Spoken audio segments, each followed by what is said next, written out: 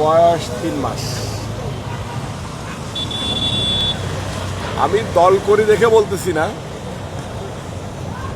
আমার কাছে মনে হয়েছে যে এই সরকার 3 মাসে এখনো কোনো ভুল করে নাই, বরঞ্চ দেশ গড়ার পরিকল্পনায় বিরোধী দলে যারা আছে তাদেরকেও ইনক্লুড করেছেন জনাব তারেক রহমান সাহেব।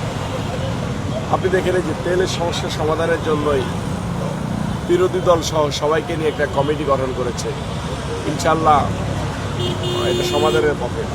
এবং জনাব তারেক রহমান সাহেব বলেছে যে আপনারা আসেন, আমরা সকলে মিলে দেশটাকে করি, আমরা রেশারেশিতে না যাই, আমরা যে ব্যাড পলিটিক্স ওটাকে ছুঁড়ে ফেলে দিয়ে আমাদের মাথাটা যেন শুধু দেশের প্রয়োজনে কাজে লাগে, আমরা জানি আমাদের ব্রেনটা যেন দেশের প্রয়োজনে কাজে লাগাইতে পারি, সেটার চিন্তাধারা নিয়ে আসে।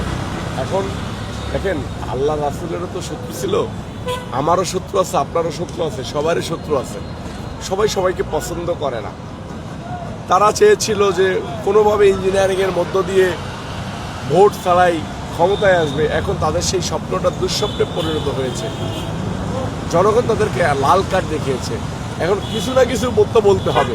যেমন আমি এইখানে সকালবেলা দাঁড়িয়েছি আমাদের নেতাকে স্বাগতম জানানোর জন্য, আপনারা এসেছেন আমাকে কিছু বলতেছেন, আমি তো বলতেছি, তো তাদের কাছেও সাংবাদিকরা যখন জিজ্ঞেস করে তখন কিছু না কিছু তো বলতে হবে, সেই বলার থেকে তারা বলে।